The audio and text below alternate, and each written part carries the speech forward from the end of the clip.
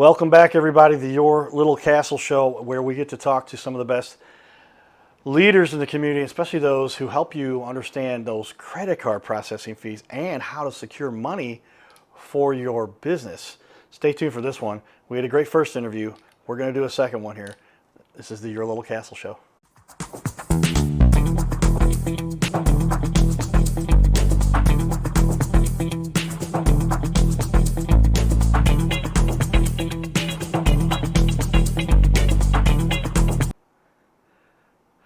Welcome to the Your Little Castle Show. Yours truly, Carter Rethwish, the Cardinal Cowboy here.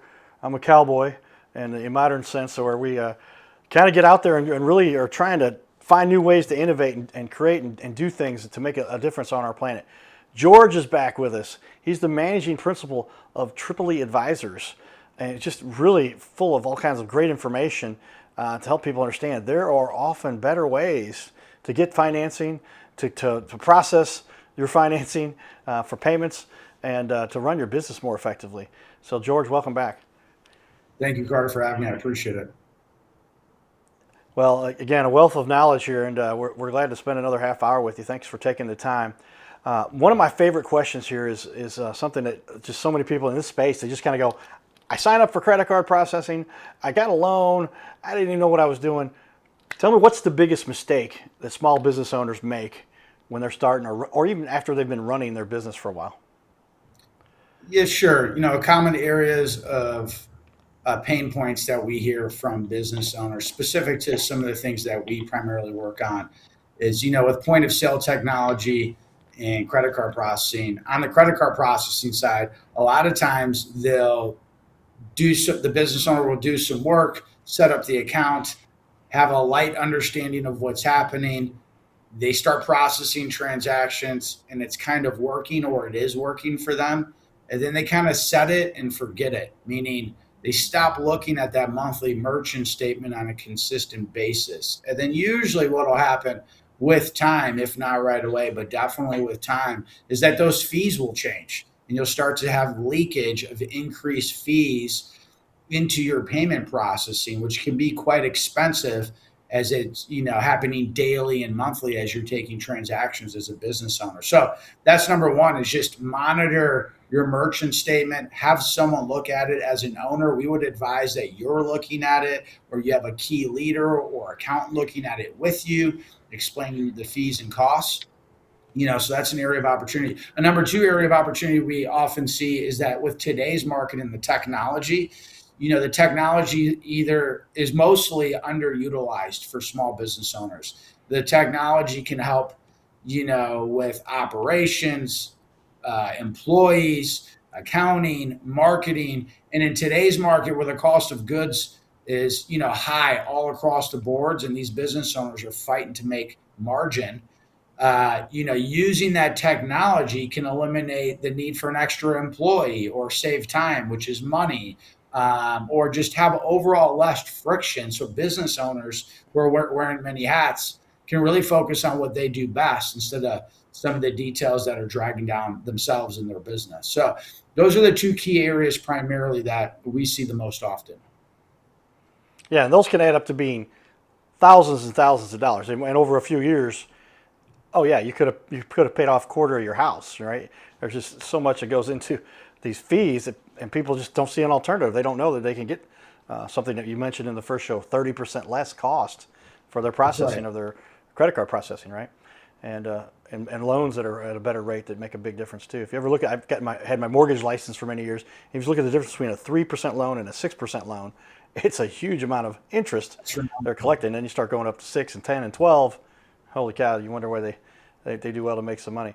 What do you like most about Chicago, and in your particular position, somebody who gets to work across the country? You've also got an office in Arizona, in Phoenix, Scottsdale, you said, right?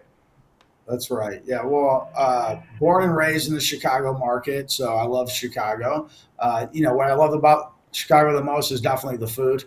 A good Chicago dog or a good beef sandwich is doesn't get any better than that in the Chicago market. Also, it's just a beautiful city. They've done a ton over the last 10 to 15 years, specifically in the downtown area and surrounding areas. So it's a lot of fun to get out, both in the winter and in the summer season. So Chicago, maybe I'm a little biased because it's my hometown, but yeah, definitely, love it for sure. And then Scottsdale in the Phoenix area, Arizona. I mean, there's absolutely no complaints here. The weather's nice, super clean, lots of outdoor activities. So, definitely love both markets. And, that's why we have an office in both markets for sure. Yeah, it's just interesting. We just did another interview with a moving company based out of Chicago, and he had the exact same situation. I think people have kind of figured that out. Get to spend the wonderful cooler temperatures during the summer, but still a nice summer environment there. But then when it gets really cold, like it does here in St. Louis too, go down south. A lot of people here go down to Florida, but Arizona's dynamite too. I've been to Florida a few times, and during the summer it's exceptionally hot down there. But during the winter, it's a great place to be, and it's great. So then you can set up a business that'll allow you to do both, right, and enjoy That's right. both environments.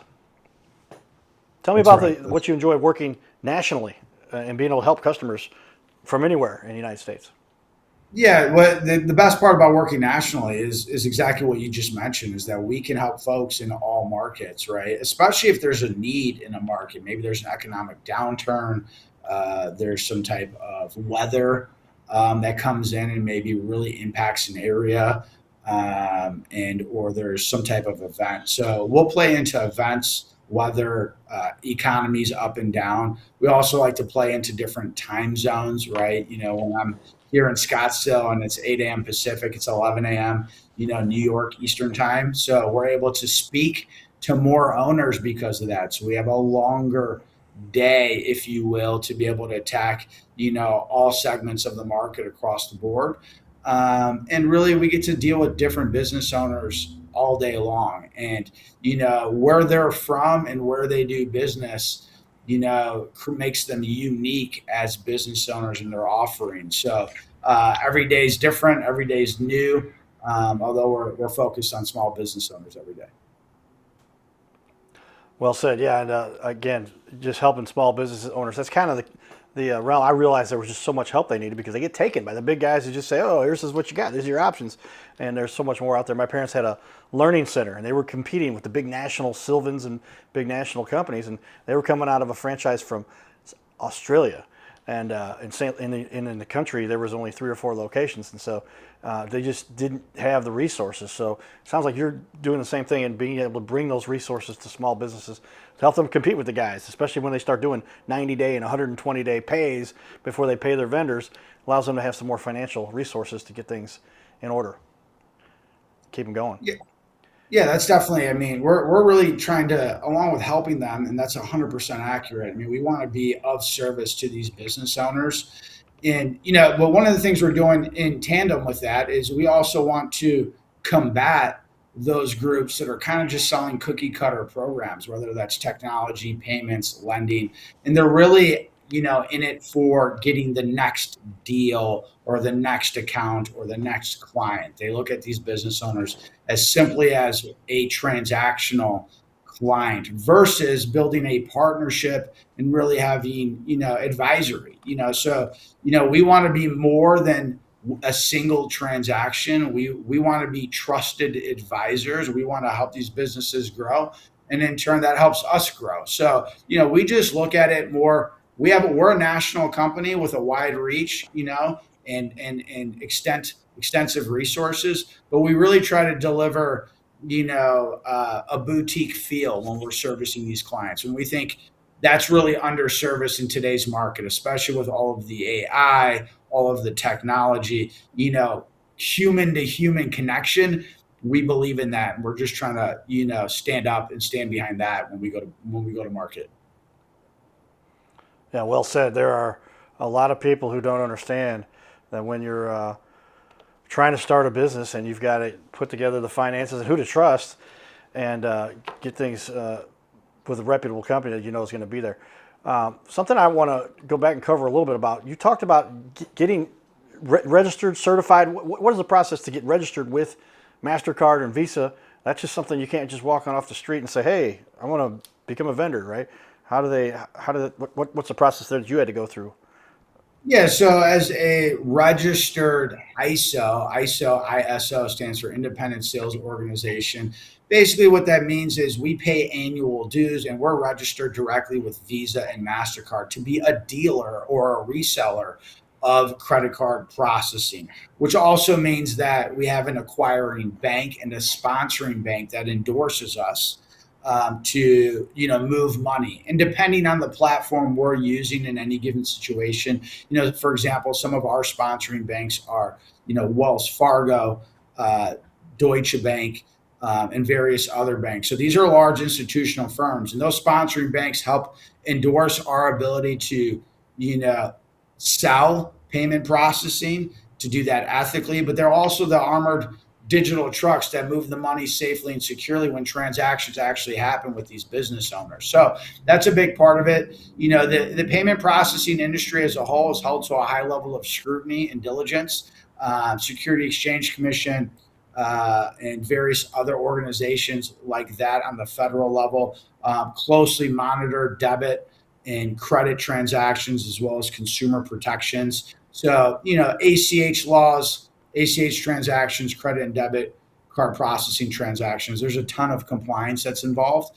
The long answer, I suppose, but to the point, the short answer is that no, you cannot be, just a random individual selling credit card processing on the street, walking into a business owner. That said, some organizations, ISOs, independent sales organizations that are registered, do a better job than others, right? So you definitely want to go online, look at reviews, do the research, have these types of conversations before you engage. Is someone trying to service you with education? Are they taking your time with you?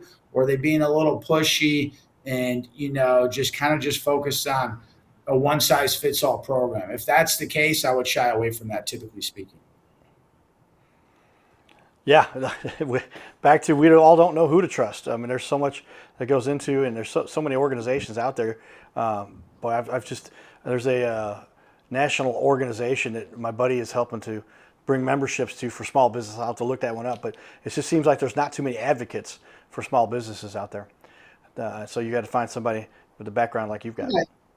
I think the key is how does the conversation flow and feel? Are they providing real knowledge? Are they taking your time with you? That doesn't mean that there's not a sense of urgency or being effective in trying to get to the end goal, but are they, bringing you along stepwise, I guess is the best way to say that. If you see that and feel that, you're probably dealing with an individual or a group of individuals that are, client service first. And you can quickly know the opposite. I think everybody's felt when it doesn't feel great working with a vendor or a partner or whomever, and you're just kind of like, hey, stand away from that. Makes sense. Yeah. Tell me a time when you've had a client that you really had to kind of go out of your way to help them. You could tell they had been put in a tough situation, but you said, "Hey, we're going to take care of this." And I'm sure there's been a number of those over your 20 years. Yeah, there's been a ton of those in many, many different scenarios, but the one that always comes to mind is we had a client that was opening an ice cream shop in the Chicago market. Actually, has spent several $100,000 of their own money, their family's money, friends and family's money to invest in this ice cream shop. Did a full build out, super nice location in a nicer area, and got open and operated. Business was doing well the first 60 to 90 days. And a storm came through and knocked a tree onto the roof of the property, really punctured a huge hole into the roof, and then immediately put them out of business, or at least paused the business for a good 60 days or so. So all of that investment, they needed that door open to start to recuperate or recoup that investment they initially made. We worked with that client. We were able to help them, advise them on how to appropriately follow the insurance claims so they can get some funds back. We were also able to get them a short-term capital to bridge that gap when they were in need of money. And then they had to rebuild their brand new build out. They had to go back in there because there was a lot of damage, rebuild that build out. So they needed capital for new construction. and then marketing. So those types of scenarios, those are the ones that are meaningful because the business owner has so much skin in the game. If it doesn't work out, they essentially lose everything and start from zero. So being able to help somebody like that is meaningful. But it also creates too for us, in reverse, when we do a good job, it usually creates a lifetime or a long-term partnership. So it's rewarding in many ways, business-wise, but also for the client. Yeah, good stuff, man. We've got to look out for others. And I found, tell me if this is the case you've seen, when you help other people, things tend to go your way too. That's right. Good karma. That's right. Give first. Karma. I like that. There we go. Right. Expect nothing thereof. That's the one. That's another good one. What's a challenge you've had to go through as a business owner yourself? Something a life lesson, a business lesson. You were like, oh wow, I learned a lot from that. 20 years of experience. I'm sure there's been many times you're like, I wish I'd have known that was coming. Obviously, you made it through it. You're successfully running your business here. But tell me about it. Yeah, you may hear these couple of items a lot if you're looking for how to develop. But the two things I've really learned over time is I know enough to know that I don't really know anything, right? So, Right.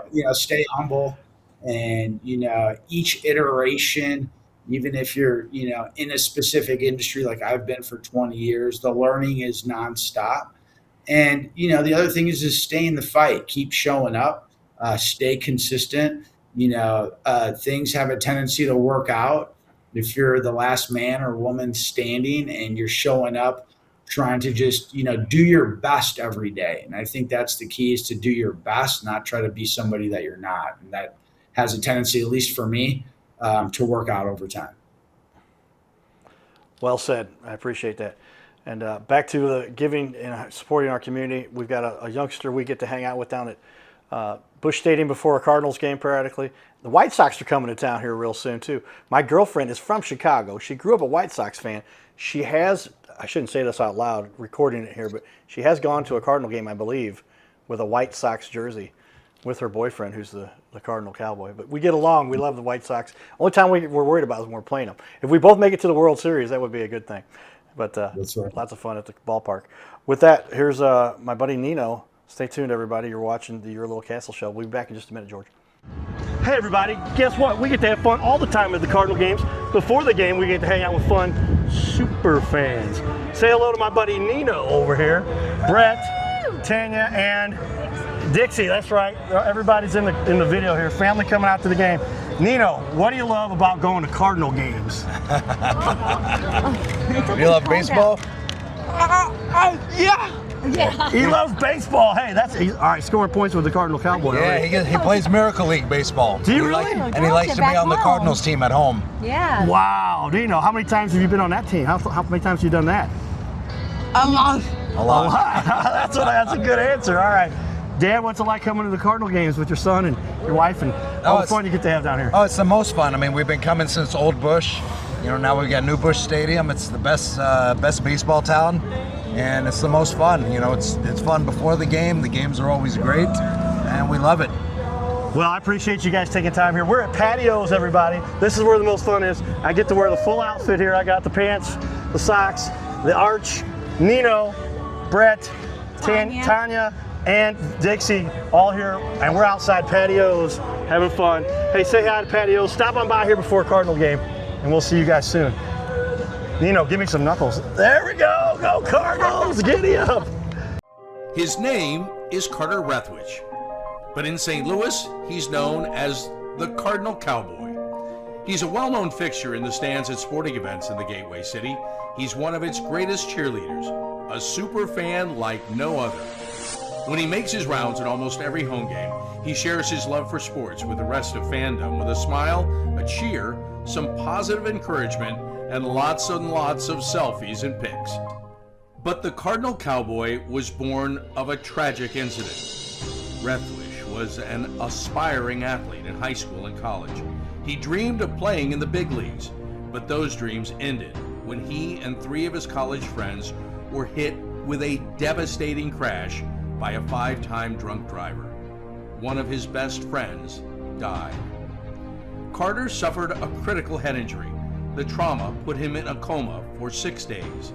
The doctors said he was never expected to function again. Those expectations never came true. He fought back and finished college. He was determined to prove the doctors wrong. Among other inspirations, it was his love of baseball that kept him going.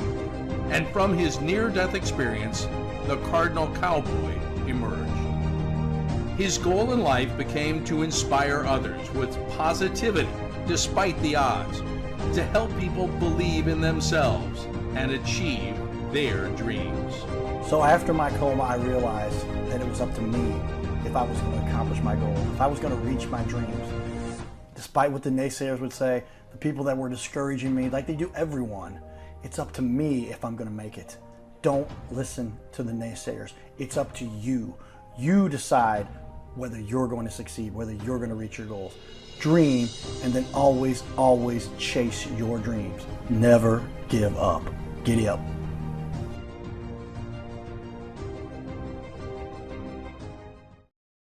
We have it, everybody, a little bit of the excitement and why we do the show and what kind of it started from.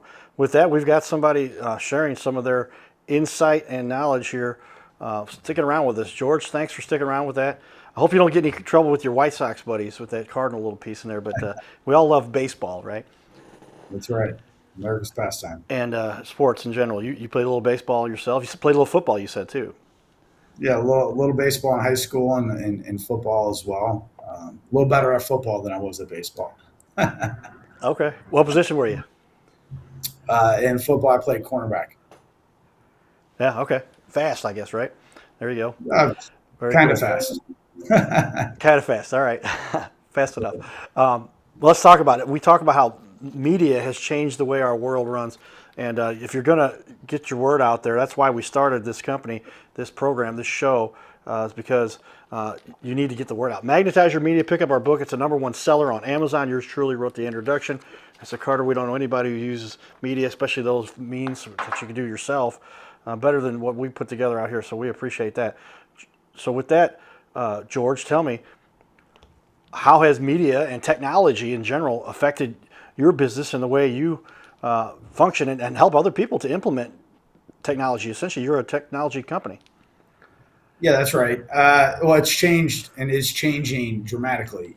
Going back even, 10 or 15 years, believe it or not, still a lot of business owners in the small to medium-sized business space were using analog credit card processing terminals. Those kind of clunky things that sit on the counter, and sure, you could swipe or insert a credit card, but about 70% of the businesses that were small to medium-sized business were still using those. So while point of sale technology and hardware and software were out there, if you didn't need to change, business owners didn't. But as technology started ramping up, the communications market, the phones and tablets started to change. That in turn kind of seeped into the payment processing, which lagged behind. And now it's more like 50 to 60% of business owners have some sort of full, robust point of sale system, cloud-based, with like a monitor, a PC, backend cloud that services their software. And it's become a big deal because it now integrates into things like their ERP systems, CRM systems, their accounting, their marketing, and it's all integrated. And it's really become the backbone of every business, right? That's the operating core system. So that's the key change. Then what everybody else is talking about in the market and kind of has question marks on is obviously, where does AI fit in, right? Where does AI fit in for small and medium-sized businesses?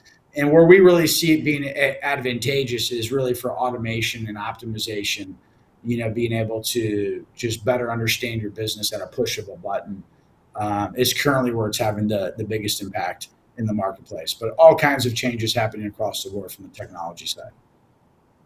Yeah, I was going to say, if you study a lot of those processors, as soon as you're getting their information, you're getting your email, you might have a checkbox that says you can text them, but they should go into a CRM, a client relationship management software. What's a CRM? But yeah, a lot of those all integrate now, and it's a huge resource for marketing because it's like anything. You've got to remind people, you got to invite them again, you got to send them updates, give them discounts, coupons, and you help people to integrate and set that up too? Yeah, 100%. So, just from the marketing standpoint that you brought up, when if you're going to check out at your local fast casual restaurant that you like, and it's how do you want your receipt? You text it to me. You enter your phone number. It's creating a client profile for it. It's absorbing your information. It's going to remember your order history. What you order the most often, and business owners at a push of a button can take that data and they can, maybe they're having a pop-up event at a certain location, or they have a special going on, or some type of incentive for their client book. They no longer have to go directly out to a third-party marketing company to do that. All the data is there. It's being consolidated for them, and then they can email, text, call, send out promotional items right from their point of sale. So yeah, we do quite a bit of that from the technology that we help provide and set up for these business owners. Yeah, so important, man. There's just so many people that don't realize they're missing establishing their database if they're not setting this up. And it's so easy to just send. It's a lot easier to have a repeat customer than it is to get a new customer, right? And you're That's helping right. with that process. What's the biggest mistake you see the big companies make? Is it just they're too big, they don't care about the processing as much, they don't care about getting the best rate for their small businesses? What are some of the big issues you see some of the big, we're not naming them by names, but the mistakes you won't let your customers make?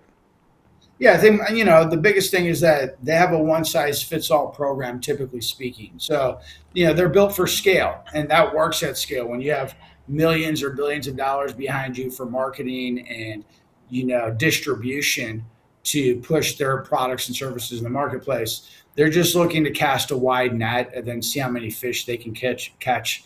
And that's a model that works at scale for these enterprise level companies. And so what we believe is better is to, be able to bespoke and really customize and tailor a package specific to each business and each business owner. Meaning, what's the right hardware? Not only selling a specific brand, a suite of hardware or software products that can be tailor made or custom fit for that business. If it's a pizza shop, they might need, specific restaurant software for pizza ordering, for example, top, right? Something as simple as that. And, tethering that, to the right accounting system or whatnot. So these big companies, their scale, they want to automate the transaction, go online, fill it out. And they're also not providing a ton of support. They're hard to get a hold of. If you try to call some of these companies, email them, call them, you're usually, not getting through to somebody. And if you are, it's not a live person and you're getting the runaround, and everybody's experienced that. So, I think those are the shortfalls, right? And then the answers are also simple. If you want to be a company that is going to be profitable, the way to do it in today's market is to provide service. Pick up the phone, answer the phone, show up to the client, spend time with them, and those types of simple things that we've gotten away from in a lot of areas. Well said. We got about 10 seconds left here. What do you enjoy most about what you do to help people? The number one thing that I enjoy the most is, getting, positive feedback from a business owner saying, hey, this really, you did what you said you could do, and it really worked out the way that you said it would. Stay tuned, everybody. It's your Little Castle Show. Giddy up.